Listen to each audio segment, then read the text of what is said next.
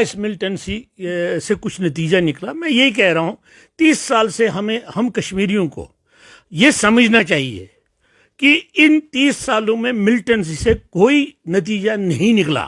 یہاں 94 بندوقیں پکڑی گئی, یہاں 80,000 کے قریب لوگ مارے گئے ہیں, یہاں ہمارے قبرستان بھر چکے ہیں, یہاں پہ یتیم 20,000 سے زیادہ یتیم بچیاں ہیں, یہاں بیوائیں 20-30 ہزار سے زیادہ ہے.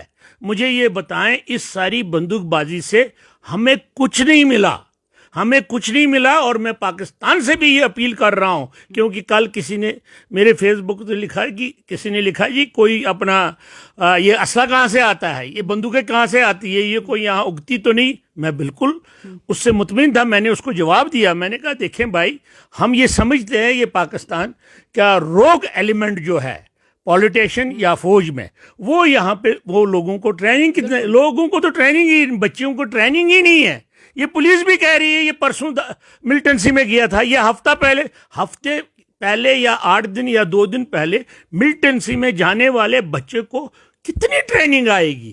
وہ 30 سال 35 سال 40 سال کے ایک فوجی کے ساتھ, جس کی ہمیشہ 40 سال سے ڈیوٹی ہے, وہ اس کے ساتھ کیا لڑ سکتا ہے. یہ مجھے پتا ہے کہ پاکستان اپنی پراکسی وار, انڈیا پاکستان کی پراکسی وار کی صورت میں کشمیری وکٹم ہے. ہم مارے جا رہے ہیں, ہماری بربادی ہو رہی ہے. اور مجھے بتائیں انکاؤنٹر ہے, انکاؤنٹر میں بھی مارنے کی ضرورت نہیں, وہاں پہ بھی گیس پھینک کے ان کو بے ہوش کرنے کی ضرورت ہے.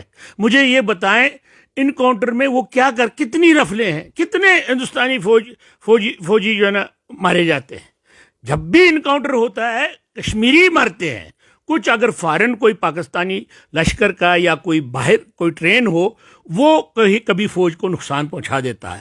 میں نہیں سمجھتا ہوں کہ یہ جو انکاؤنٹر کی پالیسی ہے, پہلی بات ہے پاکستان کو یہ سمجھ جانا چاہیے 30 سال سے جو ان کا الحاق پاکستان ہے, یا وہ جو سمجھتے تھے ہندوستان کو ہم بہت بڑا یہ ہاتھی ہے, اس کو ہم 1000 کٹ لگائیں گے ماریں گے, ان کو سمجھ آنا چاہیے وہ اس پالیسی میں ناکام ہو چکے ہیں.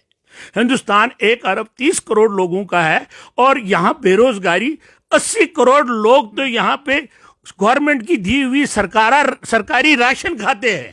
مجھے یہ بتائیں یہاں اتنی بے روزگاری ہے. ایک دفعہ پٹنہ میں بھرتی کا ایک سیشن تھا, اس میں بھرتی ہونے میں جو لائن لگی تھی اس میں 26 آدمی مارے گئے تھے دکم دری میں. سوال یہ ہے کہ جب اتنی بیکاری ہے تو ان کو تو فوج کو تو ہر وقت کریڈٹ ملے گا, کیڈٹ جو ہوتے ہیں نا وہ ان کو ملیں گے, وہ فوج تو آئے گی, اتنی تنخواہ ٹھیک ٹھاک ہو اور مرنے پہ 50 لاکھ 60 لاکھ ان کو ملتی ہو, تو مجھے بتائے کون آدمی فوج میں نہیں جائے گا. ٹھیک ہے کچھ حب الوطنی کی وجہ سے بھی جائیں گے, لیکن بے شمار لوگوں کو فوج میں سیکورٹی فورسز میں اپنے آپ کو تحفظ ملتا ہے اور اپنی لائف ان کی بیٹر ہے. اور اس کے بعد اگر آپ اقتصادی طور پہ بھی لے لیں, میں نے یہ کل آرٹیکل میں لکھا تھا 10 روپیہ بھی پر مہینہ یہ ہندوستانیوں سے مانگے نا پر آدمی, تو یہ بنتا ہے 1 ارب 25-30 کروڑ لوگوں کا, یہ بنتا ہے 14 ارب روپیہ مہینہ. 14 ارب روپیہ یہ فوج پہ خرچ کر کے ہمیں ماریں گے, ہم مرتے رہیں گے. دیکھیں یا تو وہ ایسی جنگ ہو جو ہم لڑ رہے ہو ویتنام کی طرح, جو ہم لڑ رہے ہو کیا نام ہے الجزائر کی طرف, جو ہم افغانیوں کی طرح لڑ رہے ہو, ایسا تو ہے نہیں. ٹوٹی پھوٹی کبھی کوئی ٹوٹی بندوق ہوتی ہے, کبھی کوئی پسٹل ہوتا ہے. مجھے یہ بتائے اس سے ہندوستان کی چوتھی بڑی فوج کو کون شکست دے سکتا ہے؟ کیا ہم دے سکتے ہیں؟ ہمیں 30 سال ہو گئے لڑتے ہوئے. میں یہ استدعا کرتا ہوں پاکستانیوں کو بھی, ہمیں مروانا بند کر دو, ہمارے بچے مر رہے ہیں, ہماری لڑکیاں یتیم ہو رہی ہے, ہماری لڑکیاں ودوا ہو جاتی ہے. بند کرو یہ, اور امن کی بات کرو. ہندوستان کے ساتھ امن کی بات چیت کرو, بات چیت کے ذریعے اپنے مسائل حل کرو.